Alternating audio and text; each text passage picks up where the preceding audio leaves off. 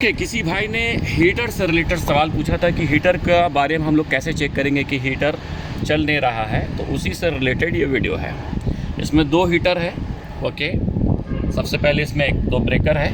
ये आपका जो ब्रेकर है B20 यानी कि 20 एम्पियर का आपका वो ब्रेकर है। ओके, 415 वोल्ट यानी उतना वोल्ट तक ये ब्रेकर सूटेबल है, चल सकता है वोल्टेज पे, यानी 220, 380 और 460 पे भी चल सकता है। तो दो ब्रेकर यानी कि दो हीटर है उसमें। ठीक है, अभी ऑफ़ किया हुआ।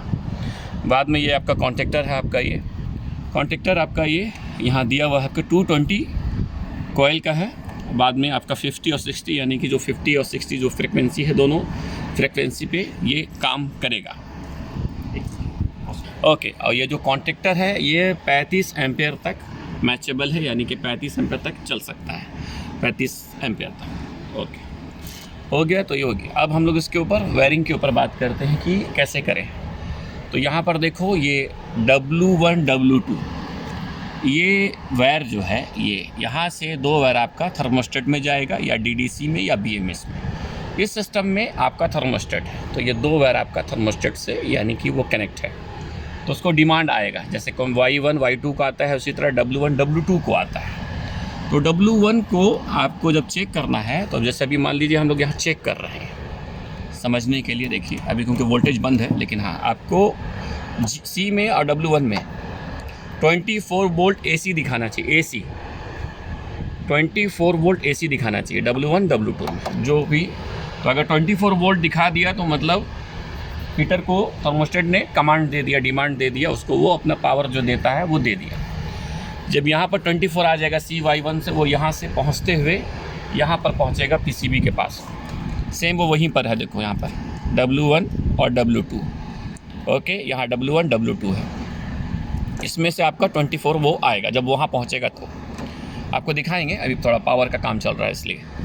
बाद में यहाँ जब 24 आ जाएगा, यहाँ जब 24 आ जाएगा तो फिर बाद में आपको यहाँ पर दिख रहा है STR2 हीटर 1 हीटर 2, 29 20 और 30, 29 हीटर 1 है और 30 हीटर 2 है। ये वायर आपका जा रहा है, ये वायर आपका जा रहा है हीटर कॉन्टेक्टर के कॉइल पे। ये देखो ये PCB से आ रहा है 29 और 30 स्टेज 2 के लिए। तो जब इसको 24 मिल जाएगा, जब इसको 24 मिल जाएगा तो सेम टाइम में फिर आपका तब आपका इसमें आपको 220 दिखाएगा, 29 और 30 को 220 दिखाएगा। वो वायर आपका यहाँ कनेक्ट है। तो ये हीटर कॉन्टेक्टर का जो कोयल में A1 में लग गया, अभी बचा आपका A2, इसको समझना है। तो ये जो पहला सबसे कभी भी ये पता करो कि ये कौन सा वोल्टेज है, ये बात समझनी। ये समझ में आएगा तो वो समझ में आ जाएगा। ये फेस है, ये फेस है। तो फेस है तो इसको क्या चाहिए, इसको न्यूट्रल लाइन चाहिए। जब ये फेस है तो जाहिर है कि इसको चलाने के लिए 220 चाहिए, तो एक फेस और एक न्यूट्रल मिलेगा 220 बन जाएगा। तो इसको न्यूट्रल लाइन चाहिए। तो इसको डायरेक्ट जब न्यूट्रल डाल देंगे तो वो चालू हो जाएगा, लेकिन इसको डायरेक्ट न्यूट्रल नहीं दे सकते, हीटर कॉन्टेक्टर का स्पेशली नहीं दे सकते। उसके बीच में एक चीज़ आएगा जिसका नाम है air flow switch. Air flow switch एक सेफ्टी डिवाइस है हीटर के लिए स्पेशली। किसी भी कारण से अगर हीटर का ब्लोअर का फ्लो स्टॉप हो गया, इफ़ इन केस बेल टूट गया, मोटर जाम हो गया, किसी वजह से भी, तो अगर हम लोग डायरेक्ट 220 दे देंगे तो क्या होगा, हीटर लगातार चलता रहेगा। अगर ब्लोअर बंद भी हो गया तो किसी भी वजह से बेल टूट गया, मोटर जाम हो गया, या कुछ भी साफ टूट गया, तो ऐसा नहीं होना चाहिए। जैसे ब्लोअर बंद होगा इमीडिएटली फ़ौरन आपका हीटर बंद हो जाना चाहिए, वरना आग लग जाएगा। इसीलिए यहाँ फेस आ गया PCB के थ्रू, PCB से फेस आ गया। लेकिन न्यूट्रल को कभी भी हीटर को डायरेक्ट नहीं देते हैं, जबकि ब्लोअर को देते हैं, कंप्रेसर को देते हैं, कंडेंसर फैन को देते हैं, लेकिन हीटर को ऐसा नहीं करते। तो इसको डायरेक्ट न्यूट्रल ना देके उसके बीच में एक चीज़ इस्तेमाल करता है जिसका नाम है एयर फ्लो स्विच। वो ये है